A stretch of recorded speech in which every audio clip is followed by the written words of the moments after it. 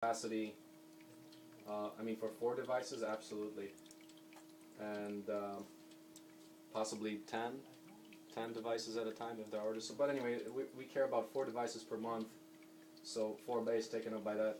That's the general concept. If we were to bootstrap financially to some of the money that's required, so then I'm counting on. So that's a question. OSC Europe, news from Nikolai today. They're going on a plan to get 500K from Europe by June, by mid 2013. 500K.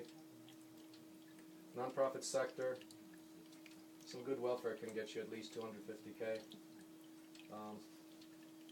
That's totally questionable. I mean, that's like right now all the grants and things, they've been pretty much uninvited. We don't have to do work for that. We don't have a resource developer, and I think you're gonna need one.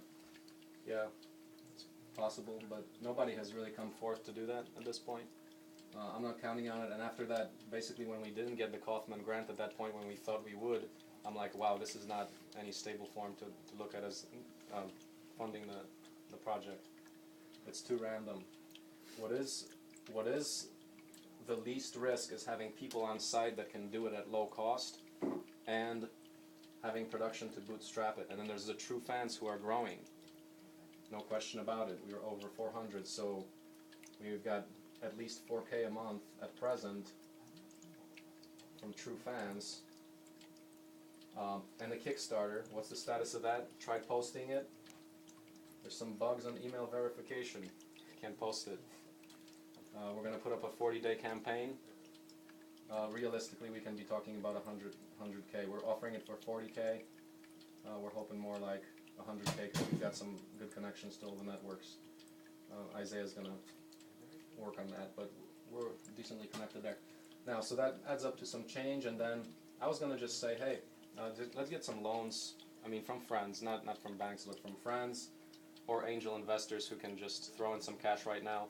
I'm confident we can produce. I mean, I think we've shown that we've cleared 25K this year, and that was under really extenuating conditions with unskilled labor. I think that model is quite scalable, especially after we have instructionals. That we did without any instructionals, and I think it's coming forward, like with Ian's work, that when you can do the simple instructionals, it really lays out how relatively unskilled people can get to it, understand it, and that would help production. So I'm hearing you say that your primary source for funding right now is from the publishing of your media, and in response you getting more true fans.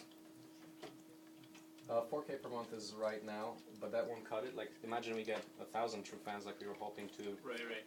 That's still 10K per month. I think we can easily get way more than that by real production. Production, you think, is the way to get more true fans? Not True fans, real earnings to bootstrap the project with. Yeah. This program here. I would like to demonstrate this by next year. I think that's quite realistic. With this, that comes from there. And the fact that we're going to have 4 full product releases, and there's going to be more down the pipeline. So even with this, I mean, there's people asking, and I'm basically saying, okay, wait a little bit. But I do see that this investment thing, basically, like low-cost loans or zero-interest loans, or angel investors who are interested either in this like deep stakeholdership, like getting paid back with machines, or just borrowing money.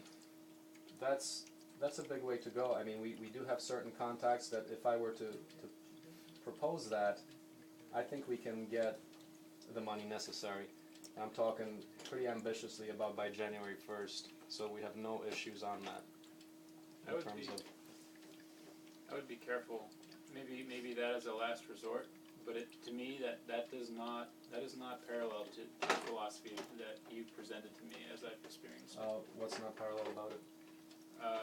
Well, it seems to me like having investors or getting loans is a good way to be disconnected from the baseline of the production for the whole project. Baseline production? So, for example, you know, it seems to me that your philosophy so far is, and it seems to be working, is to do exactly what is necessary. That is called production in the future. We're capturing value at present for the production we'll do later because we're confident that we will get that production. So to me in there, I'm saying I'm putting my weight behind guaranteeing that this stuff actually works. Do they get a say by investing? A what? A say. No way. Depends who it is. I mean, that leads to the question of what is an investor?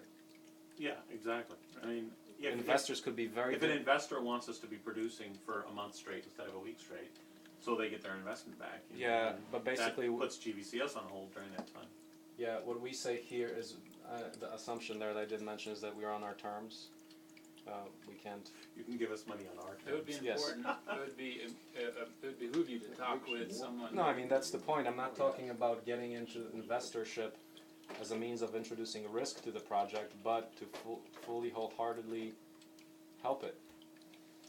Yeah, it's just a very sensitive area. There have been a lot of projects that avoid investment because of all of the legal complexities that could potentially be involved with people giving you money to do what you're trying to do.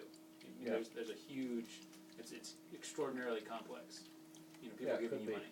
We need a lawyer. Depends what you make of it. Well, there goes But the, if there's low risk routes that we sniff out that are possible there, right? I don't have a problem with it. I was like, nah, none of that. That's too risky. Part of that reason was I wasn't necessarily confident enough of how much energy we'll have to spend on fulfilling the production. Now I look at it as that production is essential to proving the dog fooding production, the fact that you can bootstrap an operation by means of production. That's a very big proof point that we show to the world. Whereas before it's like, oh, we'll let somebody else take care of the production.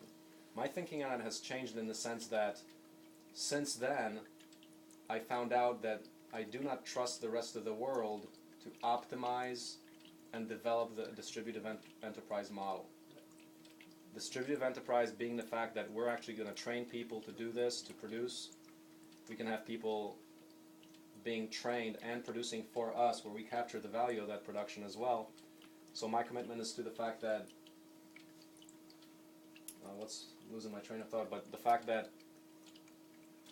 the production, we have to show it ourselves, so that motivates the fact that people, yes, I am comfortable about people investing, and part of that comes from the fact that, no, we cannot let the open source world, or just leave it to natural processes for the devices to be optimized to an unfathomable level that we're talking about.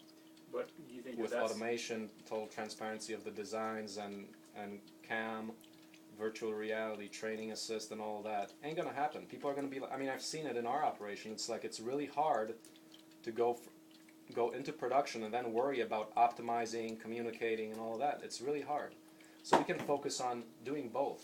We can do the production because we're the leaders in the field, and we can make sure that the business models are shared, developed, optimized. Some of this comes from discussion with Vivek where he said, no, your job is to prototype.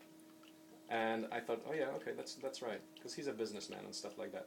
But then I thought about it more deeply and I concluded that no, it's very difficult for the rest of the world to take it to the level that it needs to be taken in order to be disruptive or to be some of the most replicated devices in the world.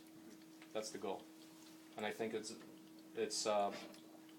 very doable, but there have to be certain things for that to happen. Is there And something we can there's do no to one help taking this? the leaders, just to finish, there's no one that I've seen so far taking the leadership in distributive enterprise business models. So at this point, we need to complete that process before someone can actually take that on. I'd love it if there were people doing that. So far, I think we're the only people in this planet that are taking that word very seriously. it's counterproductive to capitalism. Yeah. Well, I mean, you would Capitalism expect is gonna that. cause it to happen. Sure, but I mean, you'd expect that some people in the open source world would take that on. I haven't seen that at the level that it needs to Unfortunately, take. they're kind of tangled up in capitalism too. Right. David, what were you saying? So- well,